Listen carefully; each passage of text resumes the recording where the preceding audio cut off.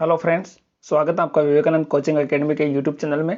और आज मैं आप लोगों के लिए लेके आया हूँ बीएसटीसी बीएड विवाद का जो ये मैटर चल रहा है कोर्ट के अंदर।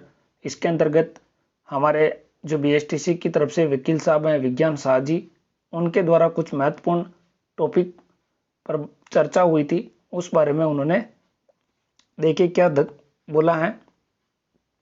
तो उन्होंने बोला है कि बीएड 100% बाहर होगी। राजस्थान उच्च न्यायालय के प्रमुख अधिवक्ता विज्ञान शाह जी के द्वारा विवाद को मद्देनजर रखते हुए कुछ दिए गए कुछ हाईलाइट बिंदु। देखिए पहला बिंदु देखते हैं, हम बात करते हैं। एमएचआरडी के कहने पर एनसीटी ने केवीएस के लिए 6 महीने का राइडर लगाया था, जिसे एनसीटी ने किसी एक्सपर्ट कमेटी या राज्य सरकार से परामर्श लिए बिना पूरे हिंदुस्तान में लागू कर दिया, जिससे सभी राज्यों में वहां के शिक्षण संस्थान तथा योग्य अभ्यर्थियों पर दुष्प्रभाव पड़ने लगा। बिल्कुल दोस्तों, उन्होंने कुछ जगह एनसीटी ने कुछ जगह के लिए ही इनको अलाउ किया था, लेकिन बिना किसी राज्य सरकार के और बिना किसी शिक्षा मंत्री के राय लिए बगैर इन्होंने अपनी मर्जी से ये जो नियम है सभी राज्यों पर थोप दिया है। तो दोस्तों, राज्य सरकार के ऊपर है कि अब ये इस नियम को माने या ना माने। ऐसा कोई बाध्य नहीं है कि इसको मानना ही पड़ेगा। और एनसीटी ने भी केवल विचार करने की ही कहा था, लेकिन बीएड के अभ्यर्थी कोर्ट में चले गए हैं, इसलिए ये हाई कोर्ट के अंतर्गत फैसला ये चल रहा है मैटर, और बहुत जल्दी फैसला आएगा इसके ऊपर और ये बीएसटीसी के हक में आएगा। तो दोस्तों, बिल्कुल आप ट्विटर पर, फेसबुक पर, यूट्यूब पर, जहाँ पर भी आप लोगों को मौका मिले, आप लोग सरकार को ये बात जरूर पहुंचाते रहें और अपनी बीएसटीसी वालों की मजबूत पैरवी करते रहेंगे। दूसरा पॉइंट मैं बताता हूं दोस्तों, यूपी में एनसीटी के रूल को चैलेंज नहीं किया गया था। ठीक है दोस्तों, यूपी के अंतर्गत एनसीटी के रूल को चैलेंज नहीं किया था, इसलिए केंद्र सरकार का कानून बाध्यकारी रहा, जबकि राजस्थान में इसको चैलेंज किया गया है। बिल्कुल बीएसटीसी वालों की तरफ से एनसीटी को चैलेंज को हाई कोर्ट के अंतर्गत दोस्तों क्या किया है, चैलेंज किया गया है, और इसी के ऊपर सुनवाई अभी लंबित है।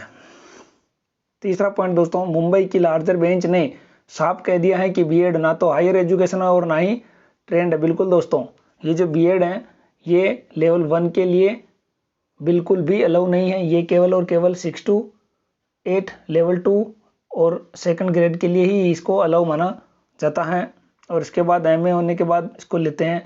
तो दोस्तों, ये कह रहे हैं कि हमको भी ऐसे बीएसटीसी वाले भी बीए करके तो दोस्तों आगे जा सकते हैं, लेकिन ये पीछे आने का तरीका हमने पहली बार बीएड वालों का लॉजिक सुना था।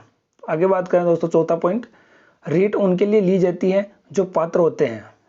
रीट किनके लिए ली जाती है? जो पात्र होते हैं योग्यता से। पहले रीट का सर्टिफिकेट देने से सर्टिफिकेट का अर्थ अपने आप ही खत्म हो जाएगा। तो दोस्तों, विज्ञान शाह जी के द्वारा ये बातें कही गई हैं। पांचवा बिंदु, सबसे बड़ा सवाल कि क्या होगा जब पहले ही दिन एक बच्चा उस शिक्षक से पढ़ेगा जिसने उस लेवल की ट्रेनिंग ही नहीं की।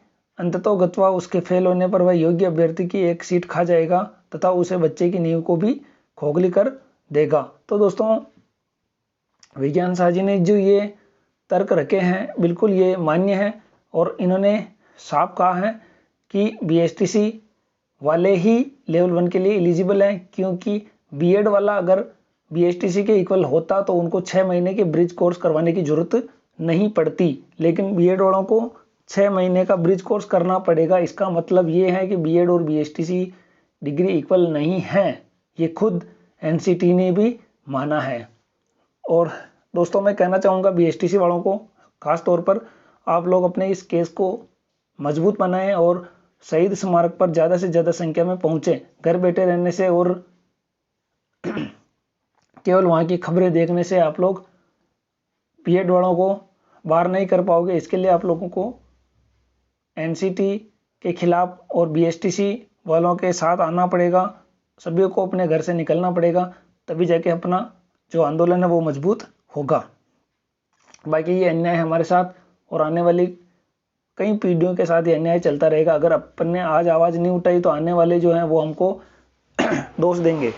तो दोस्तों, बिल्कुल मैं कहना चाहता हूँ आप लोग ज़रूर बीएसटीसी वालों का साथ दें, और आप लोग जहाँ हो सके वहाँ पर ट्विटर, फेसबुक, यूट्यूब, मेल जिनके भी ऊपर आपको मौका मिले आप लोग सरकार के पास ये बात पहुंचाएं कि लेवल 1 से बीएड को बाहर रखें, एनसीटी तक भी ये बात जरूर पहुंचाएं।